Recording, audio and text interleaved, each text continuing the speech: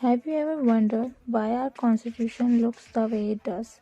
Federal system, governor, PSC, emergency provisions, ये सब एक दिन में नहीं बने. इन सब की रूट्स हैं ब्रिटिश इंडिया के एक्ट्स में. So hello everyone, welcome to my channel. आज हम स्टार्ट कर रहे हैं Laxmikanth Indian polity chapter 1 historical background, जो यूपीएससी के लिए फाउंडेशन चैप्टर माना जाता है. इंडियन कॉन्स्टिट्यूशन का डेवलपमेंट दो फेसेस में हुआ. पहला कंपनी रूल 1773 से 1858 तक. सेकंड क्राउन रूल 1858 से 1947 तक. सबसे पहला स्टेप था रेगुलेशन एक्ट 1773, जिसमें गवर्नर जनरल का कॉन्सेप्ट आया.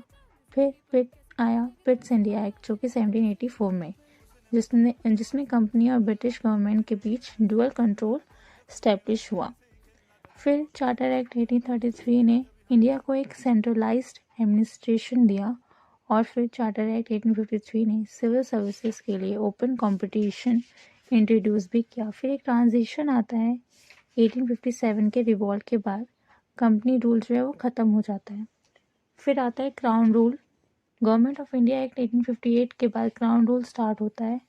फिर धीरे धीरे Indian council act 99 separate electorate जिसके थ्रू माना जाता है, देखा जाता है.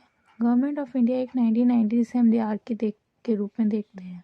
गवर्नमेंट ऑफ इंडिया एक्ट 1935, जो कि provincial autonomy and federal structure के रूप में देखा जाता है. सच ये है कि इंडियन कॉन्स्टिट्यूशन का सबसे बड़ा बेस 1935 एक्ट से आया.